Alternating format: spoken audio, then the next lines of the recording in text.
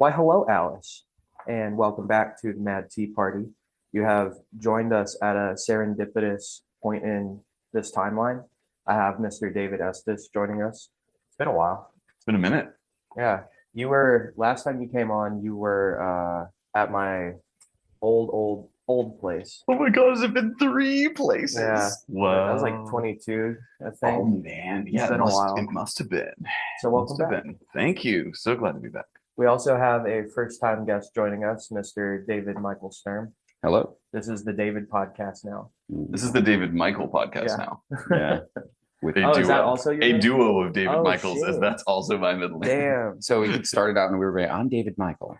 I'm David Michael. Yeah. Yeah. We are David Michael. We need to do a show like that Yeah. now, where it's just like too hard to cameras. I'm David Michael. I'm David Michael. I love that stuff. That's funny because it was just serendipitous that it worked out this way. Yeah. We were watching the UFC fight card last night. Basically, no one fought. Is It was what terrible. happened. Got It was two of the fights were over in 30 seconds Yeah. each. And the first one, basically nothing happened and went to a decision. It was dog shit. was Oh, really man. bad. I, Really bad. I can't be happier to be blissfully unaware. Yeah. You It's missed so- nothing. It's so great. It's so great. It's like making a record is great in terms of like losing track of the outside world entirely and diving in. And making a record is also terrible due to completely losing track of the outside world. And it's That's- like, yeah, The it's pros and the cons are the same oh things. man, they're the same. They're the same one. You kind of have to go that far in to make a great record to like kind of like lose yourself and get so far into it again. And that makes it doubly hard when the themes are like isolation and longing and Yeah. loneliness and shit. So it really it's an interesting process every time, but for sure I'm at the point of like working so hard. I like wake up after 3 days of tracking, like, what year is it? You know, like parched and like, yeah, just a mess. So, yeah, I love making records. Yeah. And your new album's coming out August 1st. August 1st, yes. So far, just self-titled David Estes EP. I am uncomfortable with calling this my name. I'm uncomfortable with putting my name on it, so I'm doing it. These songs need to be out, and I've resisted them coming out in various ways because of things not being right or of things not being whatever. And it's like, okay, if I'm uncomfortable with it, I'm leaning into it now. So that's been really the goal here. And it's not done yet. I'm still doing recording this week. I'm performing, recording, mixing, mastering it all myself. Which is That's a lot of work. too much. It's something only crazy people do. Yeah. So I had to do it. I fit the bill. And now it's songs that have been with me for so long that it would be me micromanaging so much to try and tell other people what to play on them. It wouldn't be fun. It wouldn't be fun. I think anyway. So I'm really excited to have these be done and have it be over with and have that period of my life over with. And then it's like, cool, the things are real. Okay. And then we can move on with this new band and just let them do their thing, take a little bit of direction from whatever I'm hearing on the song and then let them express themselves. Like, that's really the goal. You're committed. And you're playing a show August 1st. Oh yes. Am I ever? I Really great lineup. I believe. Man, Is it Eastern? It is the East Room, August 1st, and the inimitable John Condit is opening with his newly rebranded band. This is the guy who used to run the Nashville Psych Alliance, which was a indie blog DIY booking arm that connected so many of my favorite bands together. So many of my favorite bills. That's how I first saw Twen. That's how I first saw several bands that are just like still like super far up on my list. Even though RIP Twen doesn't live here anymore, it's fine. But it's fine. I'll drive to Atlanta. I don't care. They moved to Atlanta? No, they're in a van now. They live nowhere now. They live nowhere now. No, man. They live everywhere now. But yeah, and then another one of my the bands I admire in the scene, Bleary, is also opening up who they just played Third Man for their record release a couple months ago. So I'm feeling super lucky that they don't have another gig on the books. So they were like, yeah, sure, we'll do it. So I'm really yeah, excited about that show. Dreamville for me. Yeah. Yeah, I'm over the moon. I got some great players. My friend Brandon, who I've been wanting to be in a band with for a while, is gonna be playing drums for me. Very excited there. And I'm getting Peter Taylor back on bass. And then my new friend Colton is playing synth and weird guitar noises. Nice. So that is the band incarnation now, and I'm just so thrilled at how this show is coming about. I felt it was kind of a moonshot ask, and then I got everything I wanted on Saturday night. So like, cool, That's cool, yes. I'm so happy for you, and Yeah. I'm so excited for that show. Thank you. And are you playing the whole album? Yep, the whole album. Hell yeah. There's 5 tracks. First one's instrumental. It's, for the most part, the set that we did at Twisted Tea Garden in March, if people missed that. But I think we're going to switch out one of the covers. Pretty sure. Ooh, okay. Probably going to keep the Radiohead cover, though. Cool. That went pretty well. That went pretty well. But yeah, I'm thinking about doing a Beach House cover instead of a Tame Impala cover. Okay. I am like maximum in my Beach House era right now. And part of that is going back to physical. I've been on a CD kick lately. I realized thinking about it that I don't believe in streaming at all anymore. Not in terms of like the major subscription services. There's been you see what Sony did recently? Oh man, Yeah. yeah. I'm big up on gaming news. That's kind of like my thing I pay attention to in the mornings that isn't world news, so I don't start my day with like it's all over. That's smart. That's healthy. And yet the news of the last week was physical gaming is over. So like I have no refuge. I have no refuge. But yeah, I think physical media is making a comeback in the age of digital intransience, where we're being sold all of these services. We pay to enter, but we're not given anything as a concession prize even to leave. We don't even get our physical tickets at shows anymore. We don't even we get nothing to memorialize our experiences that we supposedly value so much. We millennials value so much. And millennials are leading the way on that front because they were Right. half in that when they saw it disappear. And so the one that are No, it's cost of living crisis, just like everything else. We like experiences because they're cheaper, and because we can afford them. It's like, no, if we could, we would also buy the VIP pass and the and the vinyl or whatever. That's why merch sales are declining. That's why alcohol sales are declining. But this is not a podcast for that TED Talk. But all that to say, I think that there's a general malaise with the way that we grew up, having little items or at least small tokens to remind us and memorialize small or big events being replaced with digital receipts, subscriptions, apps that say, oh, remember that show? It's all coming up and past us on a screen instead of going back through a folder or looking through your shelf you haven't organized in a while, and there's concert tickets on it, and you're like, oh my God, right? Holy shit, we got to see that show too. Remember when Unknown Mortal Orchestra was here and we just got to see them? Like it's like a little thing that's Have you ever still seen them there live? for you. Twice. Oh, I got to see them at Brooklyn Bowl, and then last year, like 2 weeks before they were here, I got advertised that they were playing at this new venue downtown on this rooftop venue. Wow. And I was like, oh, I'm so there. And they played like a 2-hour set. Oh my God. So they did Everything. They started with Shin Ramen, which is the instrumental from 5 that I've been obsessed with. They started with it and they jammed out like in between every song. They just jammed for minutes. Like, oh yeah, let the keyboardist do his thing. I'm going to tune my guitar. Then I'll take a little solo. And then they were just like hard vibing for 2 hours. Oh my God. It was one of the coolest shows I've ever been to. And they probably did everything like Funny Friends. Everything. Oh my Necessary God. Evil. I can't stop checking my phone. They did Jello and Juggernaut. But they did Nerve Damage, right? I don't think so. But that's where he sings in the Trashman style voice. Like, leave out here. He does that one. No, he did American Guilt though. Okay. So he did some of that. And but he was doing the new album Curse, which has a lot of that stuff on it. I'm so happy you're down with the Dude, I Mortal Orchestra.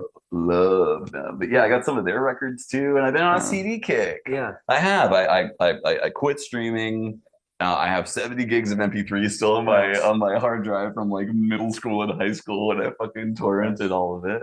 And I've just been taking all my CDs and ripping them, and then going to McKay, buying CDs from Beach House directly is what I just did. And I have factory fresh. Nice. I don't know if you've ever seen the Depression Cherry Yes. CD case, but it's fuzzy. It has like felt cool. all over it. Like stuff like that is good. Would you say that Radiohead is the biggest influence for you?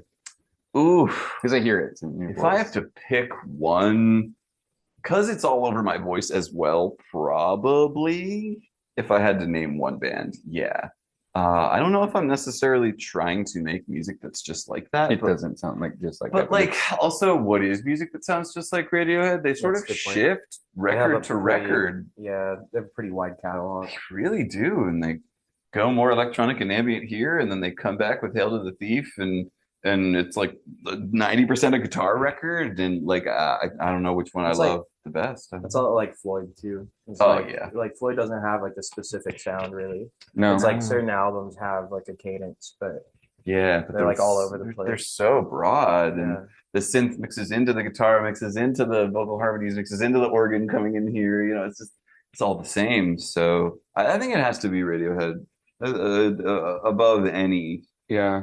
But Beach House is like a close second for this band. Like they're making me want to write simpler and more powerfully. They're making me want to consider the simplicity of arrangements that 3 or 4 people can play live. Over what you can do with a studio. I don't know. Like the more I absorb them, the more I appreciate what they do, like how much they do with less.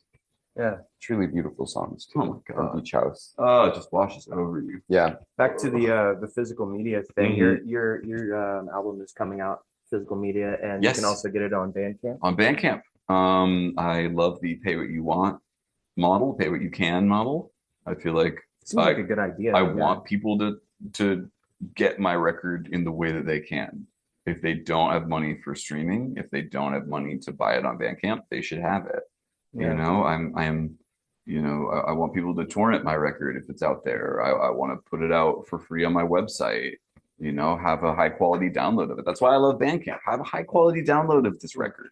If you care about that, have CD quality on your computer. Yeah. That's amazing. There's like the novelty aspect to physical media, but there's also it's really important. It has with getting into like consumer ethics. Yeah. It's like there's no such thing as ownership if you can't what is ownership if you can't like hold it? Doesn't mean anything. Right. And that's what we're finding out like with the Sony stuff is like same day that they announced that they're doing away with physical media, they also removed like 500 movies from people's libraries. And closed 2 digital game stores for PS Vita and PS3.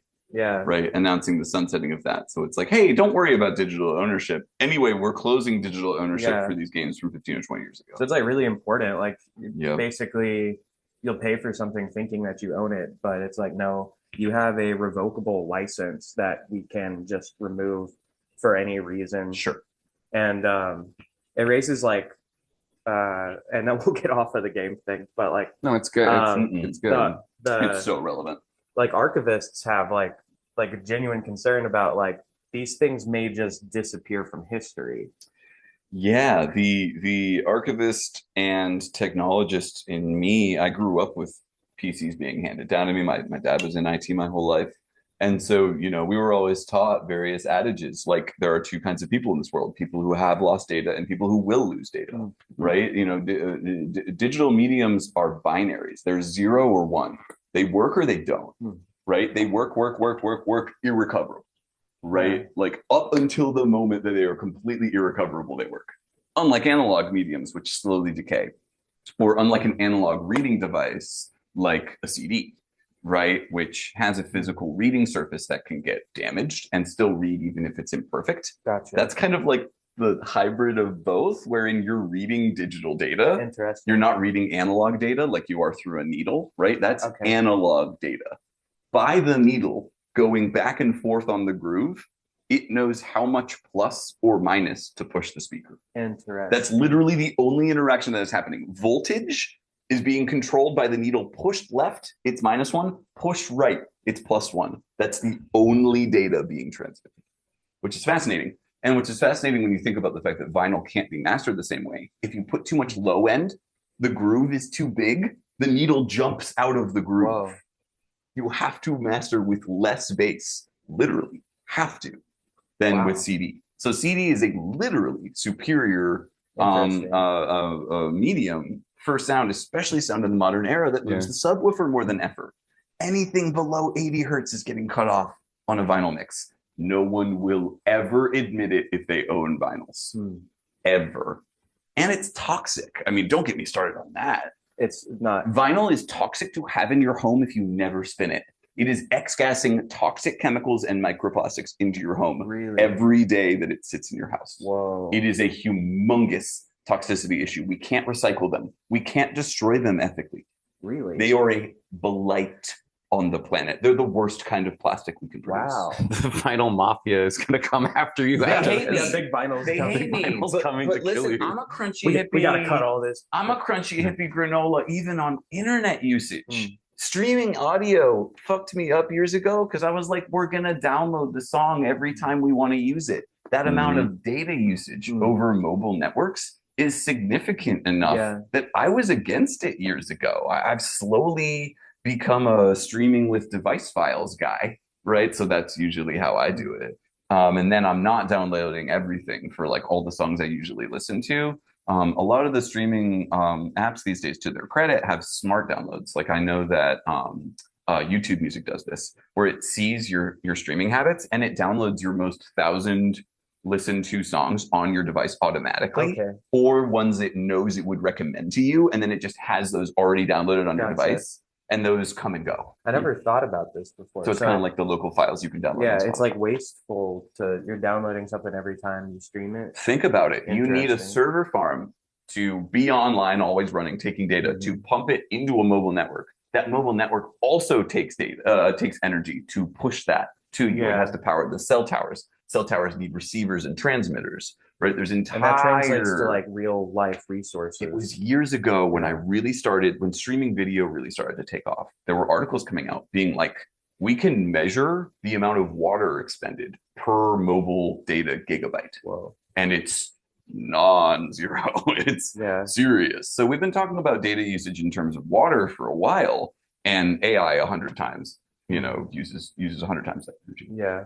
So, it feels like a drop in the bucket now, but it's still enough to consider, if we start to have energy rationing, streaming video and unlimited data plans are going to be some of the first things to go. Some people don't think about that at all, right? I mean, in the era of everything needing a server farm to get you the thing that you need, what happens when the server farms can't legally use the energy to be a profitable business even?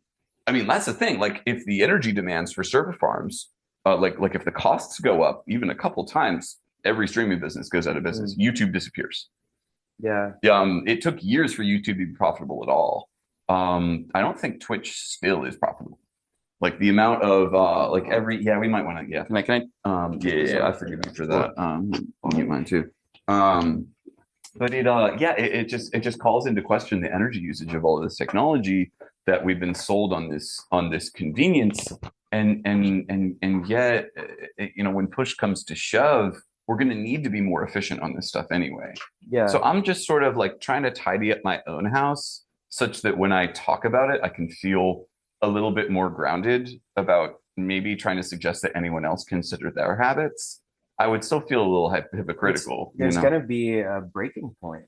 What it sounds like. Oh yeah. It sounds like that's just gonna happen. It will. Now you got me kind of like concerned about. It will. I mean, if you care about your playlists, if you care about your listening habits, I suggest that you go and look at all of it and screenshot it at least. Take a video of you scrolling past your latest listens and all of your. I had to really go back and be like, what artists do I listen to? Like, what was my? Oh man, I kind of can't keep it all in my head.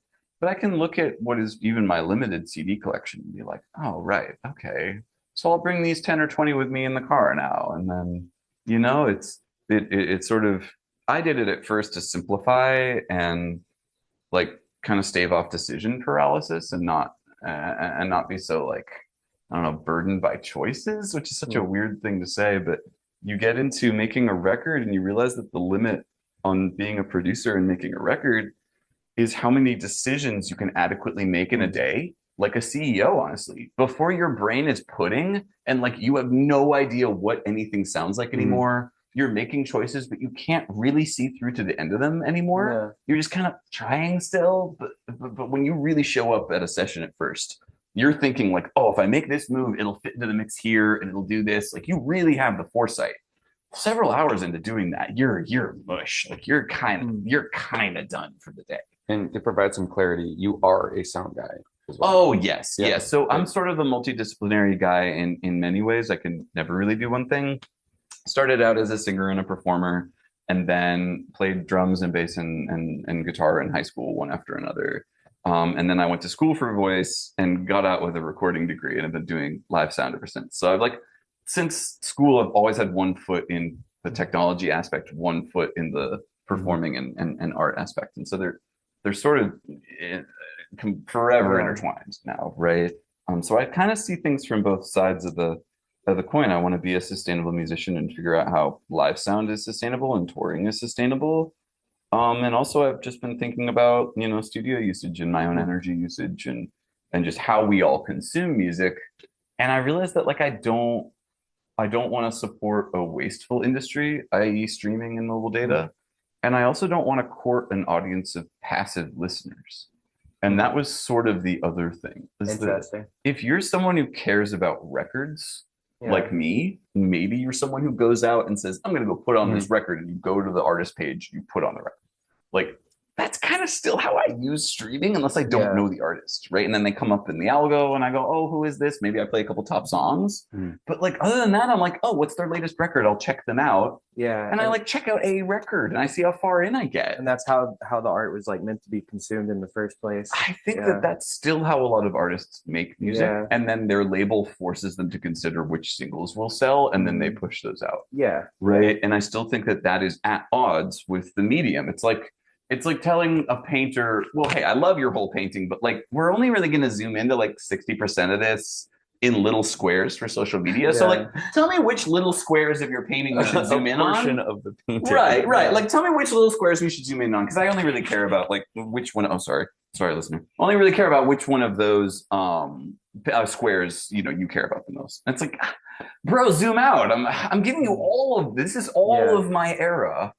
And you want to just talk about the one shiny? I just like, it's such a weird way to talk about. You wouldn't do this to any other thing, but it's like, oh, but it doesn't sell if you don't bite-size them up.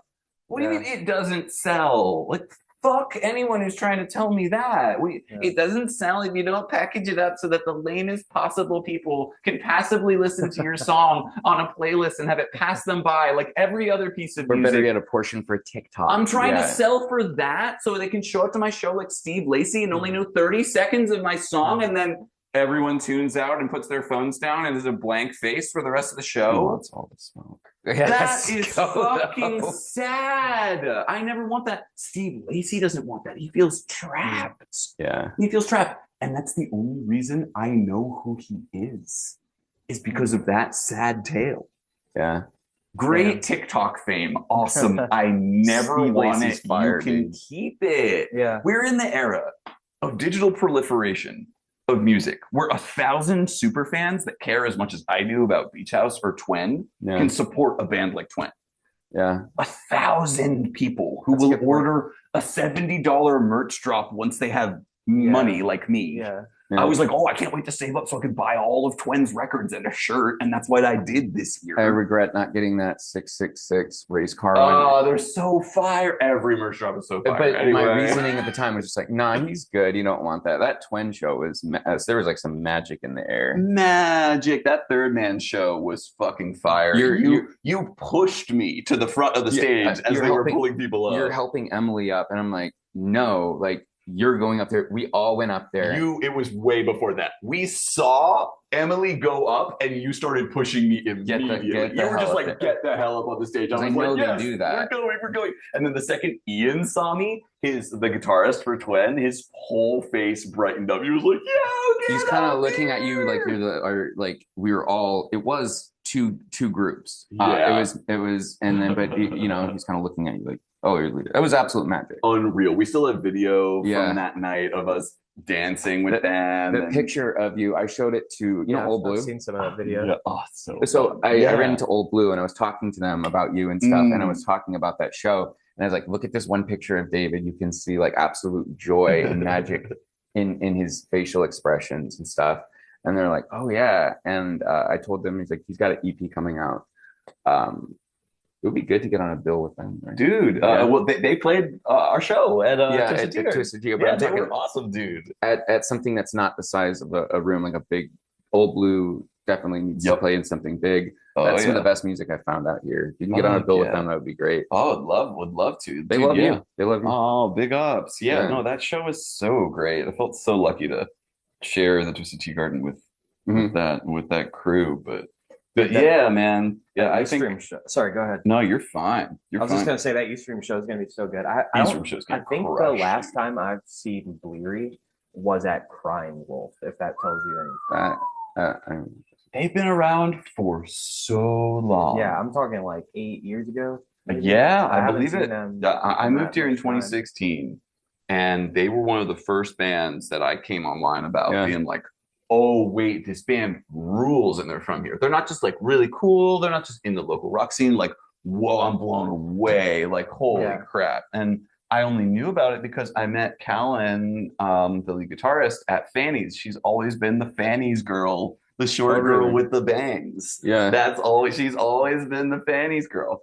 And so everyone knows her when I bring her up, and I'm like, oh yeah, and she shreds guitar in this shoegaze band. And I'm like, sorry, what? I mean, she was on fire at Third Man. I've never heard her play better. Like, she sounded so confident, and they actually turned her amp up, which she's always too quiet on stage. And so I was in heaven. I'm really, really inspired by her just like go for it sound. It's so good.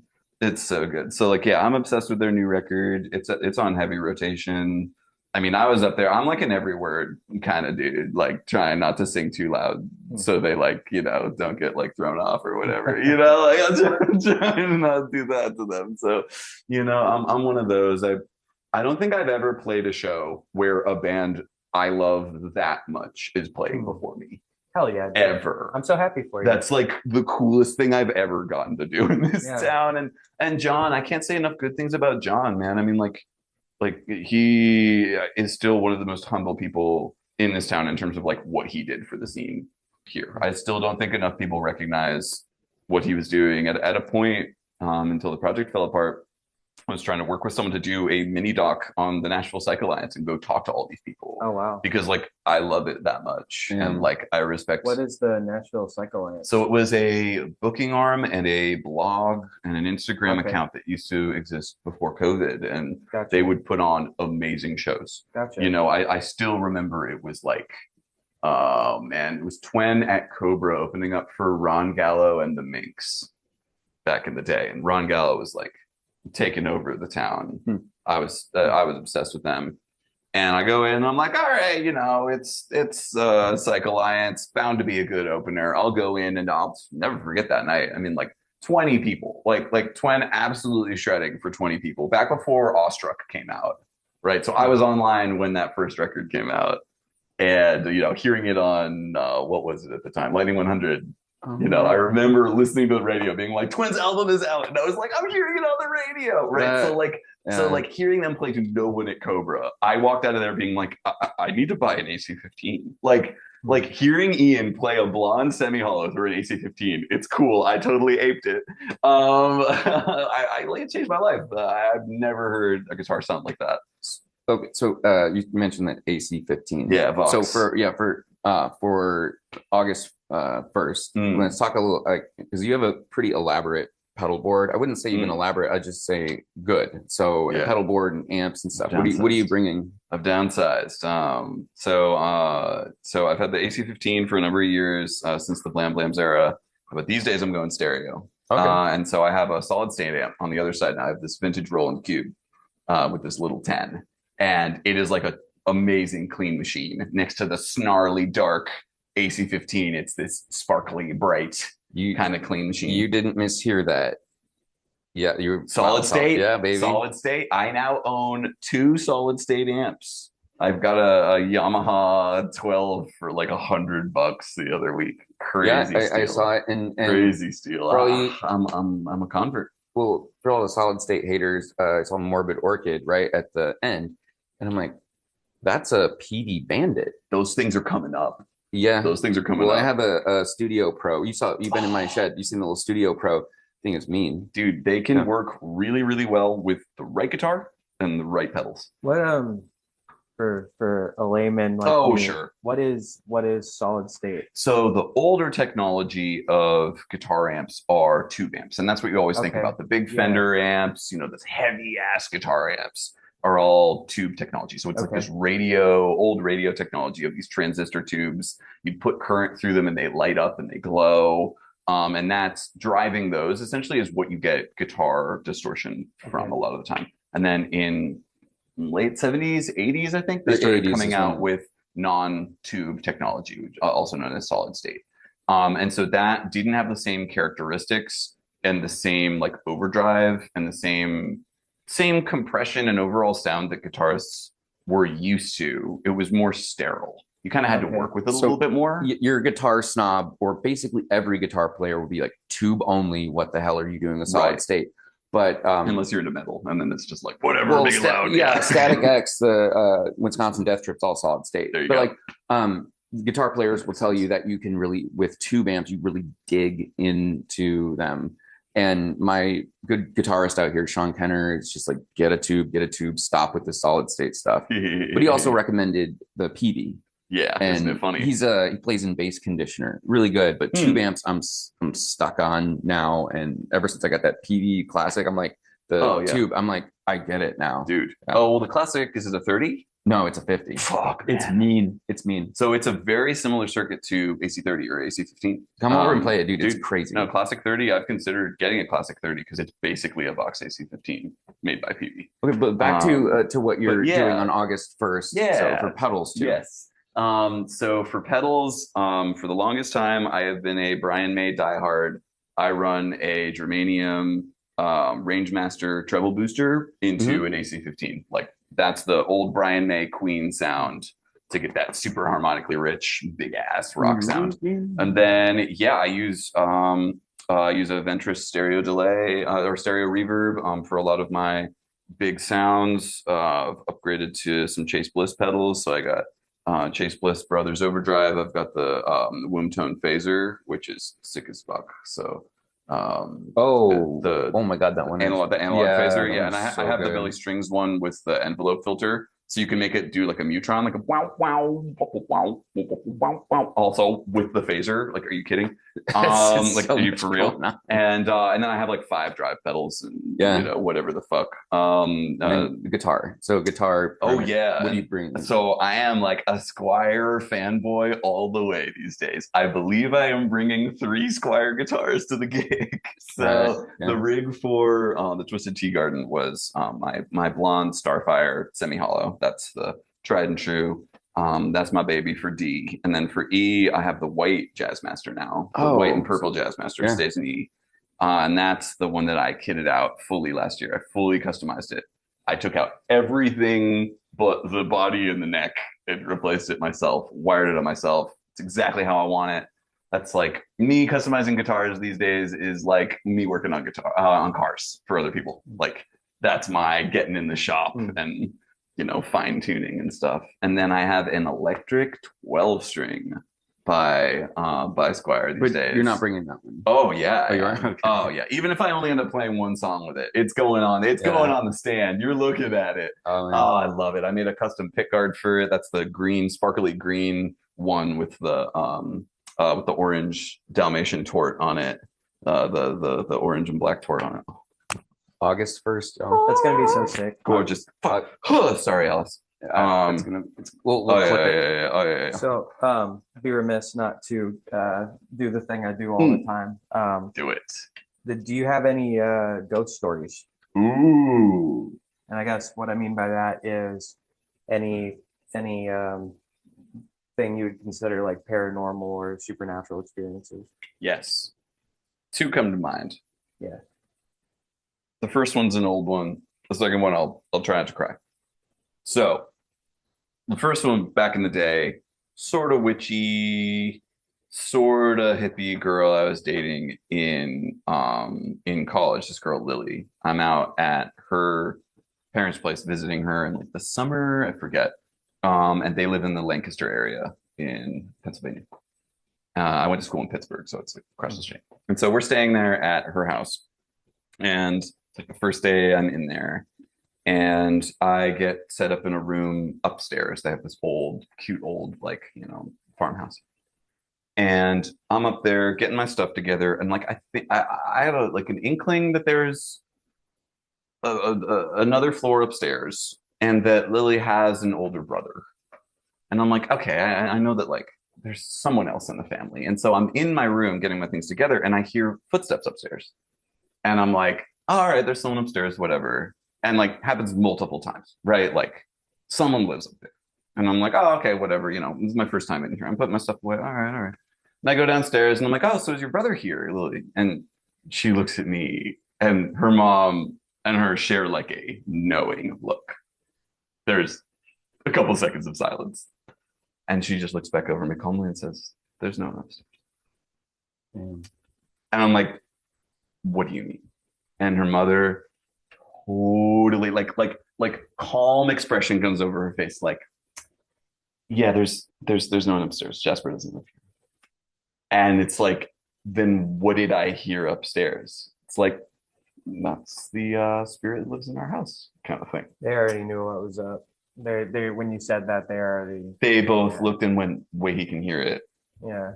Oh, it says he was here, and it moved. Right? Like the calmness with which they both gave each other a knowing smile and then looked back over at me was like, oh, I'm sorry, that still freaks me out to talk about. And they're both like witchy How long ago people. like, how old were you? When did I graduate? This had to be 2012, 2013? Like teens, 20s? Oh, 20s. I gotcha. Yeah, 21, 22. Yeah, crazy. And then 2 years ago, almost to the T, my grandma passed. She was 95, old battle axe, a real spirit. And we always had sort of like a soul connection, like she understood my intuition and kind of how much I was like sensitive. Cheesy, but I'm sorry for your loss. No, thank you. Yeah. No, I really there's no way to put it into words. It happens, like, life and death happen. What are words? But the feeling always matters. Thank you. I still miss her. I've been missing her a lot this week. And the day she passed, I'd been waiting for the call. I knew that she was in the hospital. And my dad was down in Texas. And that day I just got this feeling wash over me. I can't even tell you what it was, but I was doing something that morning, maybe trying to make some music, or I forget, just doing my thing that morning, and then I just got overwhelmed with the thought that I want to make biscuits today. And my grandma was always a very Southern baker, hospitality kind of person, and we'd always make dumplings or biscuits when we were down there. And my dad and my mom never made those. That was a grandma thing. I had never made them myself. I like looked up a recipe to make gluten-free biscuits and started making them. And then like they were almost out of the oven. And my dad calls and tells me she's passed. Whoa. And I wasn't even surprised. Yeah. Yeah. Because she was like there. Fuck. And I'm still processing that, but I still can't see it as anything else. Wow. Other than her making her rounds. Yeah. And I occasionally feel her with me stronger than other times. But I still I've never felt that way again. And it was just like it was kind of like the thing where like something enters your mind and you don't have a thought about it. Mm-hmm. You just kind of like act on the fact Yeah. that this knowledge is in your head now. It's like when intuition speaks so clearly you don't have a thought about Right. it. This is obviously a subject I'm really interested in. And it's Sure. interesting because when these things happen, there's usually a strong emotional tie. And so like while I'm interested in like sort of the like kind of like in an engineering way of like how does that work?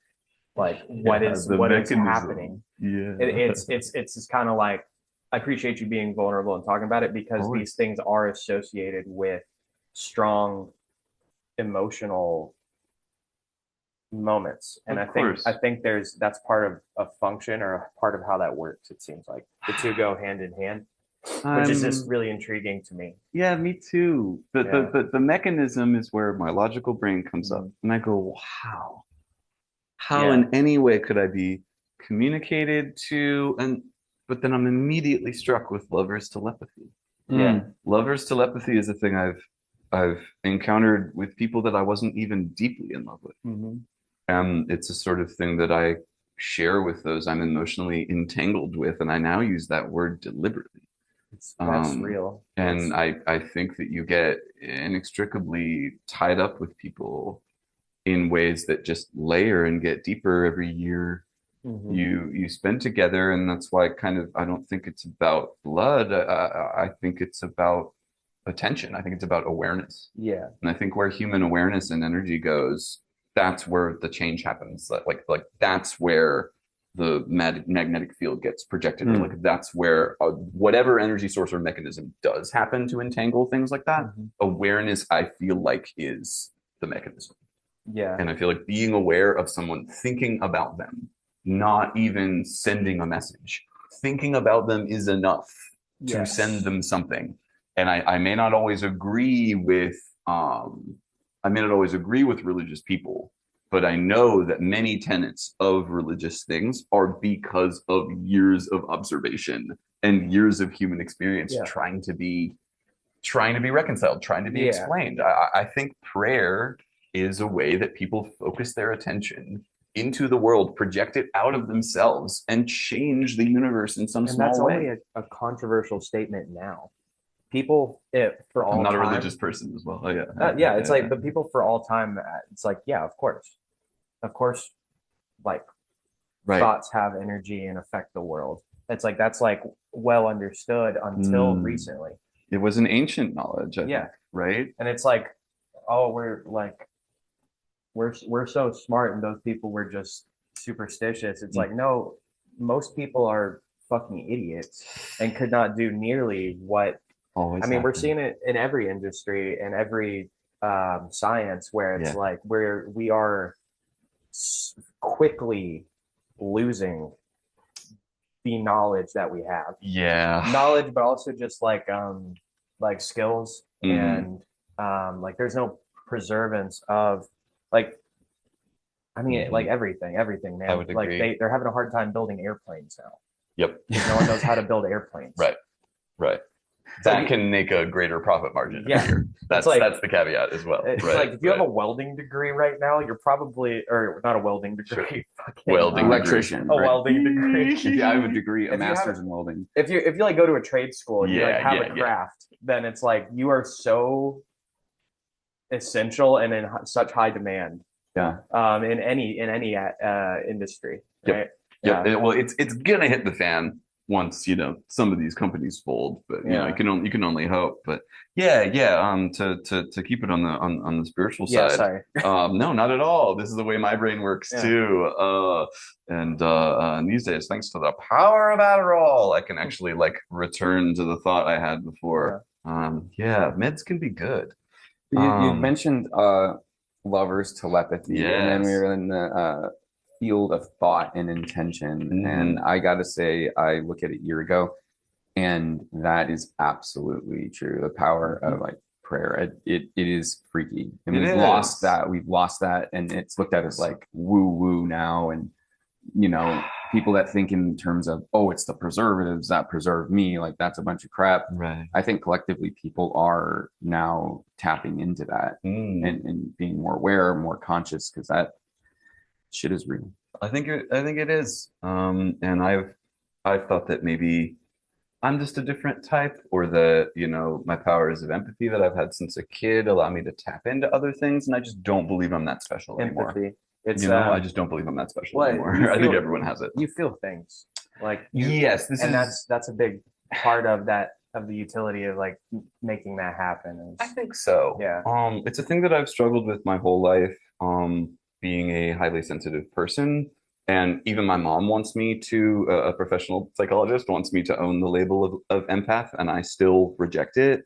Because I don't want to be known as someone who is trying to get attention on the internet for having highly sensitive, feeling capability. Yeah. I reject the idea of owning the label. That's the kind of thing that like you don't have to say that. Like I'm saying that about you. Exactly. Right. Yeah, and that's when I know it's true. Yeah.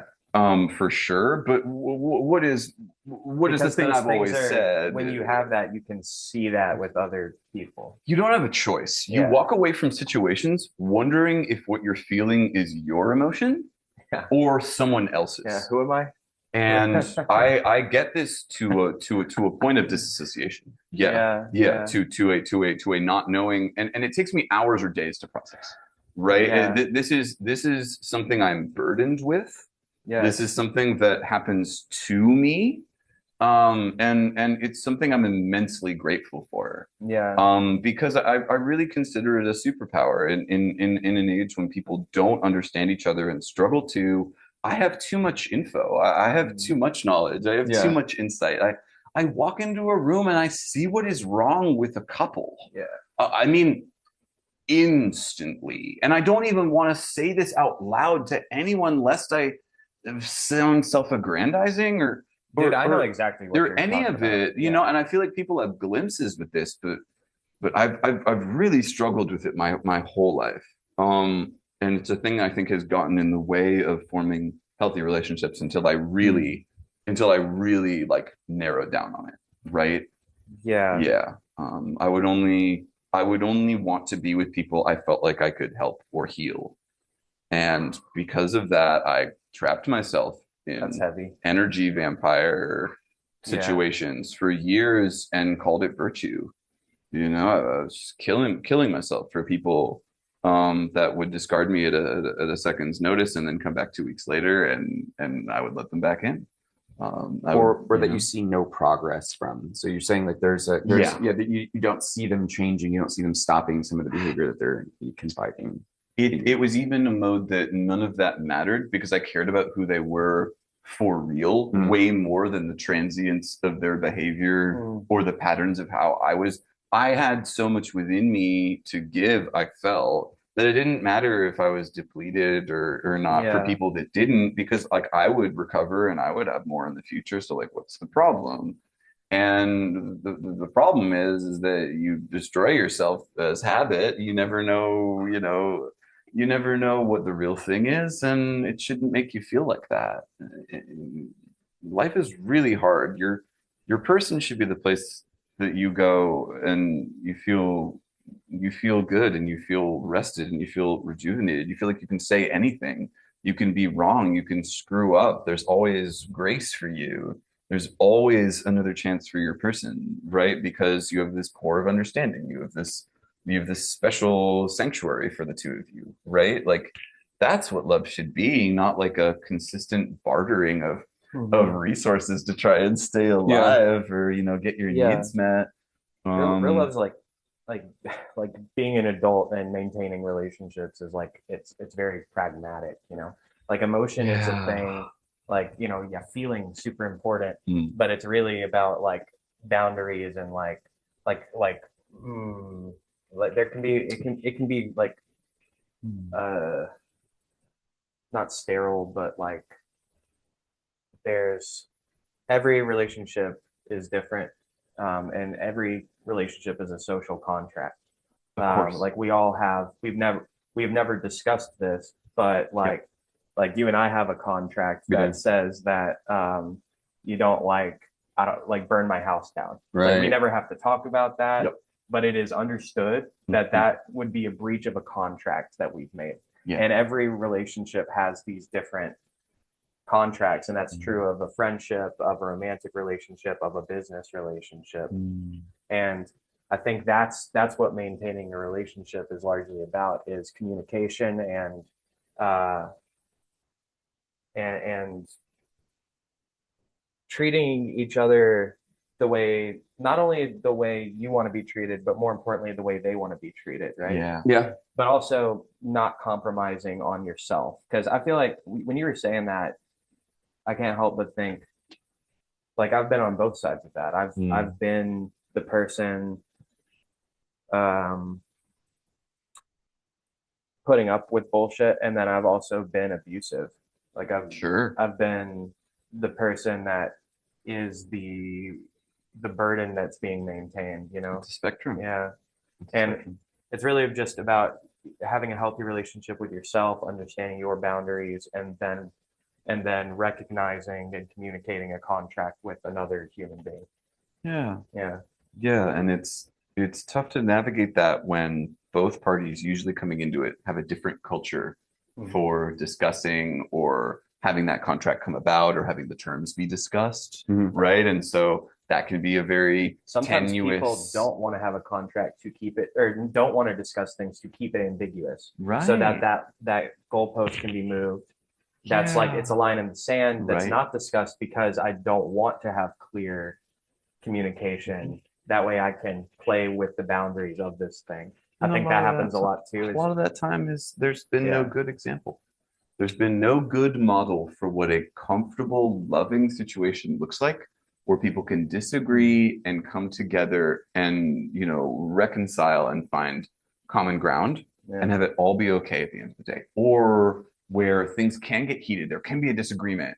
It can be unsettled, and you come back the next day or whenever, and you make it happen. Yeah. You know, and I feel like there's so much insecurity around the possession of love Yeah. because they view it as possession. I like the way you put that. Whereas love isn't possession. I mean, the master Rumi, the poet, put it the best. You know, if you, I'm paraphrasing, but if you love a flower, you don't pick it. Right. For you know, it'll die. You know, if you love a flower, you step down, you sniff it, you appreciate it, and you let it live. This is that unconscious manifestation stuff where it's like the way you said, the insecurity of the possession of love. Yeah. Where it's like, being concerned and fearful is, there may not be an issue, but you are going to create one. The insecurity is it. In your attempt to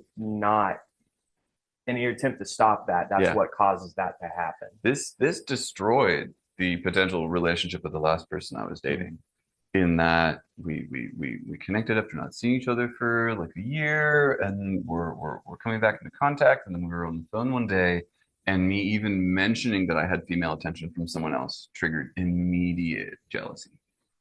And I was like, you are trying to hold on to me so tight, you're strangling me. Right? And I know that it comes from this inner self-loathing. I know that it comes from this discarding of self. Well, I have to hold on to this. If he's talking to another girl, that means he's gonna leave. And just like the horrible, like black ichor coating her heart from all of that was just like, I couldn't let any of it get on me. I was just so repulsed. Like, I can't have that. I need the polar opposite of that. I need someone who sees my loving heart and relaxes into it. And we both have an environment of relaxing. And then we both go, oops, whoa, we're relaxing. Is this okay? And then we go, oh, okay, we're relaxing more, right? Like, it should be, you have to set up a couple of rules around it because everything's going great. Hey, let's make sure we both want the same thing because everything's going great. That should be what, oops, whoa, is this all what we want? Because whatever we have this, it's really good. Yeah. That's when you need to have a check-in, not because someone is immediately, and then you have to tiptoe around their insecurities or whatever. It's like, no. My love is gentle. My love is open. My love is nurturing, like always, always, always, always, always. And so if I'm to like open up into that mode, I need to know that the soil is prepared for that. I need to know that there's irrigation. I need to know that there's going to be sunlight. Listen, I've grown crops before. They usually fucking die.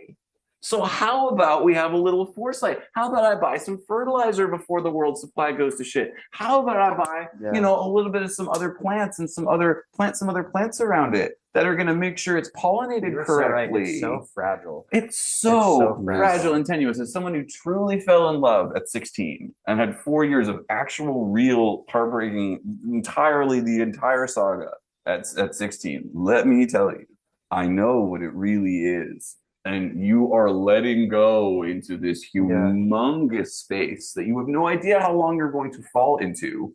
That's part of what makes it beautiful. And is that it's so beautiful. we have no idea what the fuck we're doing. You have no idea Yeah. where it is going, but you are Yeah. so thrilled to be with this person. The uncertainty is so exciting. Yeah. And so you have to know what is certain. These needs are going to come up. I have these needs. I have these fears. I have these wounds.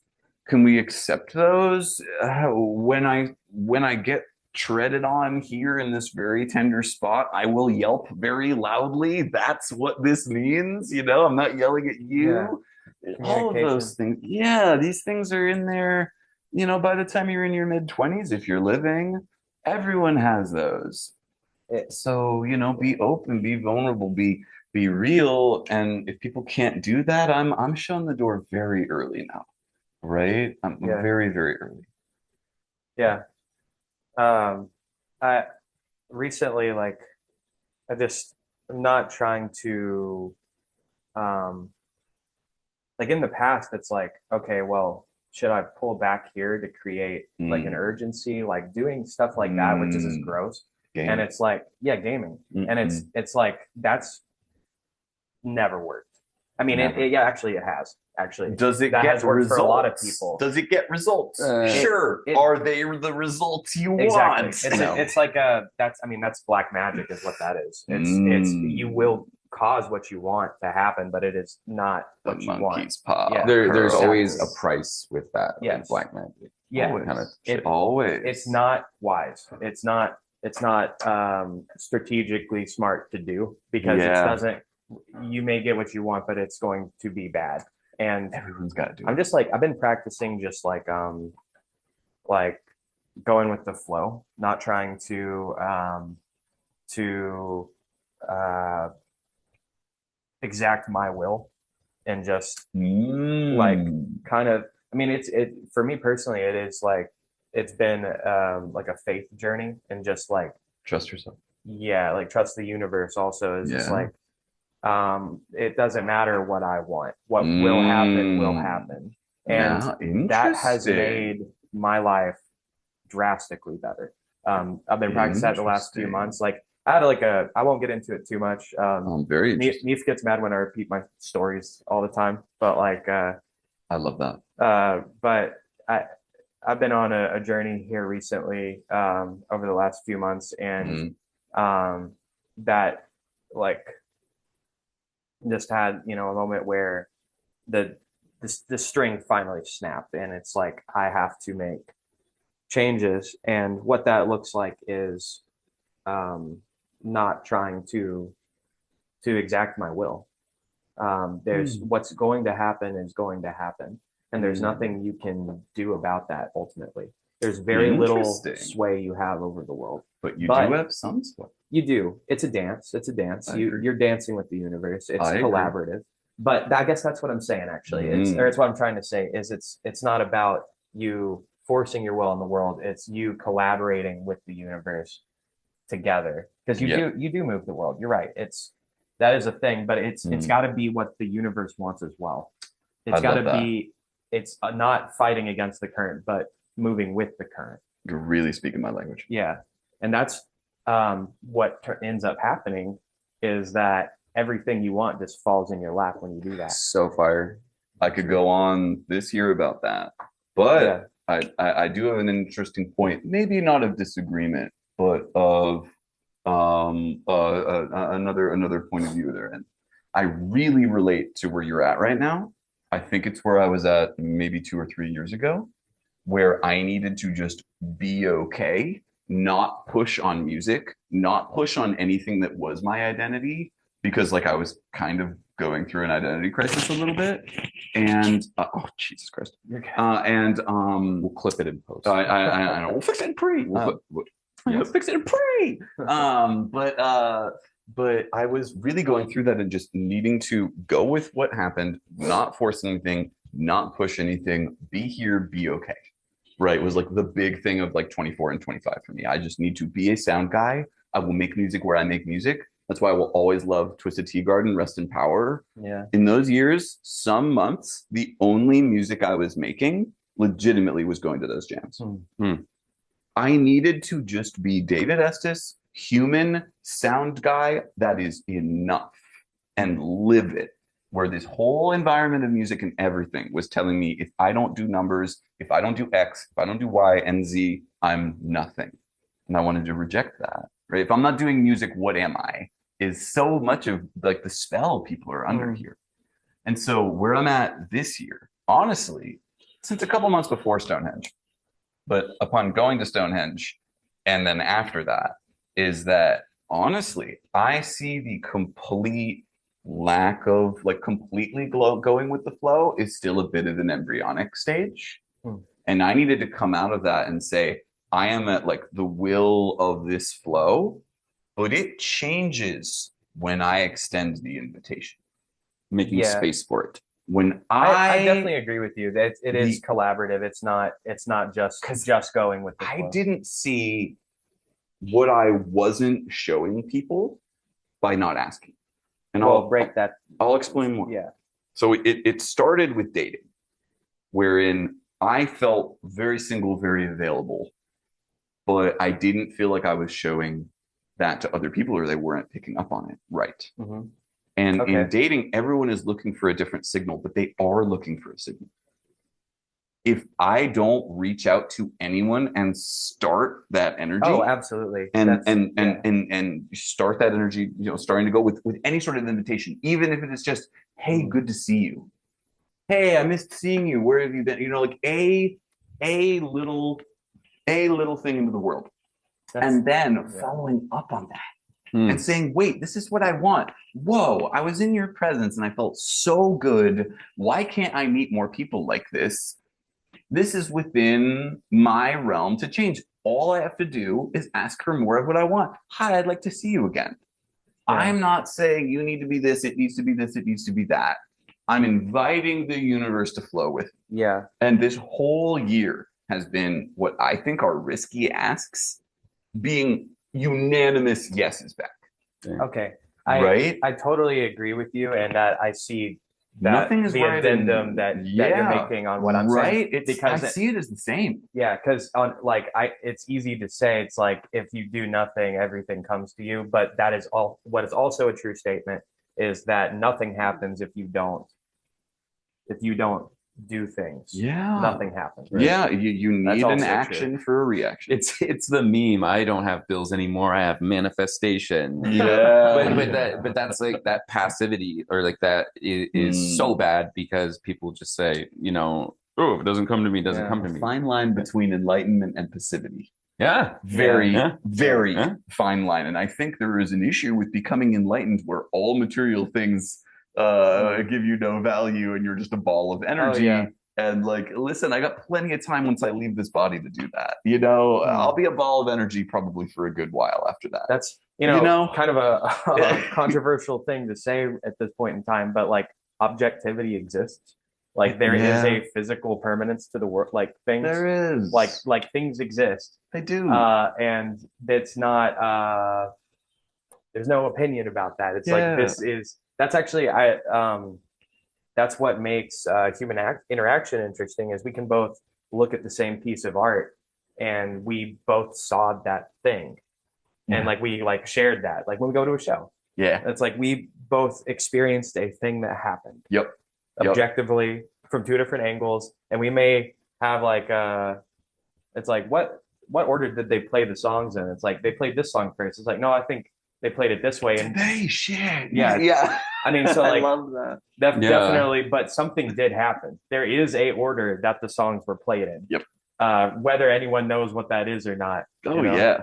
yeah. Whether they're transported in the same way that I am, whether they're going through the same thing that I am, something's happening in real time that when we're in a crowd bopping around and we lock eyes like, oh yeah, it's going down, right? Like we both know, but we're both going through it ourselves too. Like, what an amazing thing. It's our experience personally and collectively. So I want to run something by you Sure. because this is something that's been on my mind a lot lately. Is I extend that to morality as well. I think morality exists. I think morality is a discovery, not an invention. I think there is such a thing as good and bad. And I think there's also, it's like, well, what are you even saying unless you can measure this? I think you can measure this. It's not like a, I have faith that there is such a thing as a penultimate good. I can't prove that. But what I can tell you is that some things are better than others. So there's the Greek ideal realm or the phenomenal realm that I go on about all the time. In a nutshell, the Greeks had an ideal of every object or concept ever. Okay. And that existed in what we would consider heaven today. Okay. Right? A perfect realm that humans can't reach because we're imperfect. There is a perfect song, there's a perfect poem. Okay. And they would pray to the muse of poetry. And that muse exists in the perfect realm. By doing so, they're trying to commune with the perfect and get closer to it. And the human fallibility is what makes it art. They will never touch. Yeah. That is the God reaching for human. That's the imagery of that, is that they will never touch. Yeah. We will come this close to perfect. Yes. We will never attain it. The pursuit. That's so beautiful. And so the ideal of anything is literally where that came from in our lexicon. The ideal world. Right? Where it only exists in idea, because when it's physicalized and it's in our realm, it's imperfect. What a beautiful delineation of gods and humans. And whether that's true or not, that's it's a good way to think about things. I think right? any philosopher would say, what makes truth in this situation? Sure. I think it's true because we recognize it's resonating with our lived experience. It is true. Actually, it is true. Yeah. Because what are you trying to, when you make something, what is the thing that you're trying for? It's like, well, that thing must exist. Otherwise, you wouldn't have. It exists in idea. Yeah. It exists with the gods, yeah, but not with us. We make a version of that. Yeah. What a beautiful way to sum it up. Holy crap. So like the phenomenal realm of phenomena, not of humans, right? Is always something I think about when I think about the muses. I'm glad you presented it that way. So beautiful to remember we're imperfect. We strive for more. And the striving and reaching towards is the act of us being perfect. I love poetry for that reason, because it's like I don't make music, but like words are English is such a blunt instrument and it fails miserably, but the attempt is so beautiful. The trying is, and I mean, I'm sure other art forms are like that too. I'm just not as versed in them. Yeah. Oh man, what it takes to make a Do you painting have a sound speak. in your mind, and then like you're trying to achieve, and then like you get close? Is that is the simplest way of putting it. The truth is it's different for every song. Where I'm at currently that scares me is that I write and I blank out and I have hopefully hit record on something and then I come to is sort of the experience. While I'm in it, I see where I'm going. But like if I think about it, it dispels like a puff of smoke. I got you. But before, like producing for people, I was sitting in the room the first session with King Lazy Eye, and I heard the end product. That's one of the most vivid times it's ever happened for me. I heard Slow Burn in the studio, and I went, "Oh, this needs chains." Like what? Like I mean, like where did that come? I've never recorded chains before. Like I heard the drums being big. I heard the echoing guitar. Right, like I heard the spaciousness of it. I knew what color it wanted to be because that's the only time I get synesthesia is dreaming about sound. And it's like, or like I hear a song and I'm like, oh, this is such a deep purple red or something, right? And what? But so oftentimes I'm trying to remember that imprint and then get myself close to the emotional response that I remember. And then within doing that, I'm like, maybe I could make a sound like this. Huh? If the guitar sounds like this, would that be cool? And then I'm kind of sketching from there. But sometimes you get the vision. Yeah. Sometimes you get the vision, and you're like, how do I get close to that? Yeah. And then you're just trying to get close to that. And sometimes it's hazy, or sometimes it's a crystal clear. Yeah. Sometimes it's from on high. Okay, it will feel this way when it's done. And like finishing the mix on Slow Burn was spiritual, right? It was like, oh, it's in place. Oh crap, right? Like coming out of a dream. I can hear the chains on that end product. Like I never thought about that before, but as soon I'm like, oh they yeah, don't that's in jingle. The beginning, right? They just thump. Yeah. They're like, I want to use it and more jangly on my latest record, but yeah, just the idea. Oh man, the thud of it worked so well, and you only really hear it in the middle and the crowds and just all of it coming together. I try to be in the situations where I'm not thinking about it. I'm just feeling about it. Right. Oh, yeah. And so I'm not like, does this need a choir? Does this need, it's like, no, man, I'm hearing everyone shouting along these choruses with me. How do we get all of our friends in the room? Right. And then one of my favorite sessions ever, we got like 25 or 30 of our friends to go and shout all of those King Lazy Eye some songs gang along with vocals, us. Gang vocals, dude. Millennial stomp. And like I have one ear on the bounce, one ear open with the lyrics that I've sharpied on a notepad, and I'm flipping through the cue people one line by one line. I'm singing it to them, they're parroting it back.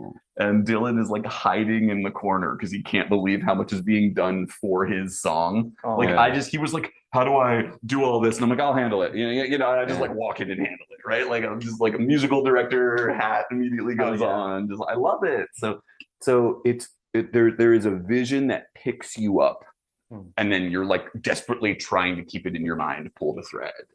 And then there are songs that you have to try.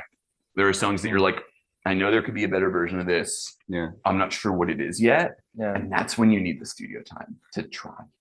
What about this? I haven't done anything with this sound. Would this be cool? Yeah. Oh, whoa, that works perfectly. Right? Like you need to screw it up and screw it up and screw it up until you accidentally do the right thing. Yeah. Some of my favorite things I've made is like, that's not anywhere close to my initial vision. Yep.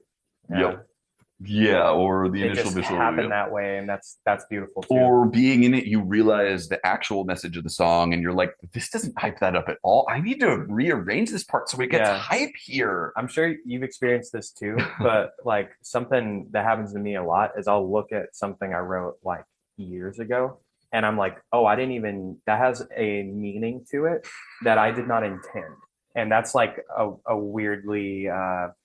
That's divine. I don't know what that is. That was, it's like that. Who wrote this? Yeah, that's a fun one. Yeah. And honestly, I'm mid head trip on that right now.